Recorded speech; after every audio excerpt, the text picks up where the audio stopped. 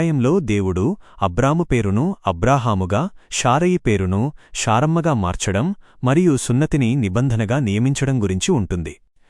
ఆదికాండము 17వ అధ్యాయము 1. అబ్రాము 99 ఏండ్లవాడైనప్పుడు యెహోవా అతనికి ప్రత్యక్షమై, నేను సర్వశక్తిగల దేవుడను, నా సన్నిధిలో నడుచుచు నిందారహితుడవై యుండుము. 2. నాకును నీకును మధ్య నా నిబంధనను స్థిరపరచి నిన్ను మిక్కిలిగా అభివృద్ధి పొందింతునని అతనితో చెప్పెను. 3. అబ్రాము సాష్టాంగపడగా దేవుడు అతనితో మాటలాడి, 4. ఇదిగో, నేను నీతో చేసిన నా నిబంధన ఇదే, నీవు అనేక జనములకు తండ్రివగుదువు. 5. ఇకమీదట నీ పేరు అబ్రాము అనబడదు, నేను నిన్ను అనేక జనములకు తండ్రినిగా నియమించితిని గనుక నీ పేరు అబ్రహాము అని ఉండాలి. 6. నీకు మిక్కిలి సంతానవృద్ధి కలుగజేసి నీలో నుండి జనములు వచ్చునట్లు చేసెదను, నీలో నుండి రాజులు పుట్టెదరు. 7. నాకును నీకును నీ తరువాత నీ సంతానమునకును మధ్యవారి తరతరములకు అది నిత్య నిబంధనగా ఉండునట్లు నా నిబంధనను స్థిరపరచెదను. నేను నీకును నీ తరువాత నీ సంతానమునకును దేవుడనై యుందును. 8. నీవు పరదేశివయున్న ఈ కనాను దేశమంతటిని నీకును నీ తరువాత నీ సంతానమునకును నిత్యస్వాస్థ్యముగా ఇచ్చెదను, మరియు నేను వారికి దేవుడనై యుందును అని చెప్పెను. 9. మరియు దేవుడు అబ్రాహాముతో ఇట్లనెను, నీవును నీ తరువాత నీ సంతానమును వారి తరతరములకు నా నిబంధనను గైకొనవలెను. 10. నాకును నీకును నీ తరువాత నీ సంతానమునకును మధ్య మీరు గైకొనవలసిన నా నిబంధన ఇదే, మీలో ప్రతి మగవాడు సున్నతి పొందవలెను. 11. మీరు మీ శరీర చర్మమునకు సున్నతి చేయించుకొనవలెను, అది నాకును మీకును మధ్య ఉన్న నిబంధనకు గుర్తుగా ఉండును. 12. 8 దినముల వయస్సుగల ప్రతి మగపిల్లవాడు మీ తరతరములకు సున్నతి పొందవలెను. మీ ఇంట్లో పుట్టినవాడైనను మీ సంతానము కాని అన్యుని యొద్ద వెండితో కొనబడినవాడైనను సున్నతి పొందవలెను. 13. నీ ఇంట్లో పుట్టినవాడును నీ వెండితో కొనబడినవాడును తప్పక సున్నతి పొందవలెను, అప్పుడు నా నిబంధన మీ శరీరమందు నిత్య నిబంధనగా ఉండును. 14. సున్నతి పొందని మగవాడు తన జనులలో నుండి కొట్టివేయబడును, వాడు నా నిబంధనను మీరియున్నాడు. 15.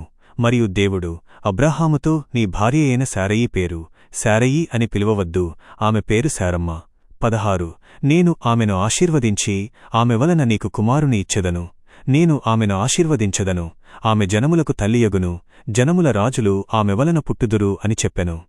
17. అప్పుడు అబ్రాహాము సాష్టాంగపడి, నవ్వి 100 సంతానము కలుగునా, 90 శారమ్మ కనునా అని తన మనస్సులో అనుకొనెను. 18. అప్పుడు అబ్రాహాము ఇష్మాయేలు నీ సన్నిధిలో బ్రతికితే చాలును అని దేవునితో చెప్పెను. 19.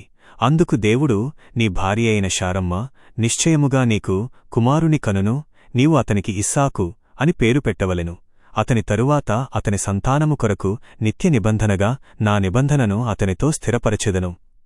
20. ఇష్మాయేలును గూర్చి నీవు చేసిన విన్నపము వింటిని, ఇదిగో నేను అతనిని ఆశీర్వదించి అతనికి సంతానవృద్ధి కలుగజేసి అతనిని మిక్కిలిగా అభివృద్ధి పొందింతును, అతడు 12 మంది రాజులను కనును, అతనిని గొప్ప జనముగా చేసెదను. 21. అయితే వచ్చు సంవత్సరము ఈ కాలమందు శారమ్మ నీకు కనబోవు ఇస్సాకుతో నా నిబంధనను స్థిరపరచెదను అని చెప్పెను. 22. దేవుడు అతనితో మాటలాడుట చాలించిన తరువాత అబ్రాహాము యొద్ద నుండి పైకి వెళ్ళెను. 23.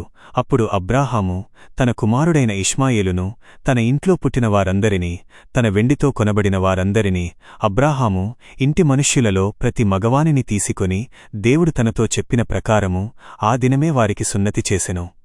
24. అబ్రాహాము సున్నతి పొందినప్పుడు అతడు 99 ఏండ్లవాడు. 25. అతని కుమారుడైన ఇష్మాయేలు సున్నతి పొందినప్పుడు అతడు 13 ఏండ్లవాడు. 26. ఒక్క దినమందే అబ్రాహామును అతని కుమారుడైన ఇష్మాయేలును సున్నతి పొందిరి. 27. అతని ఇంటి మనుష్యులందరూ, అనగా ఇంట్లో పుట్టినవారును అన్యుల యొద్ద వెండితో కొనబడినవారును అతనితో కూడా సున్నతి పొందిరి.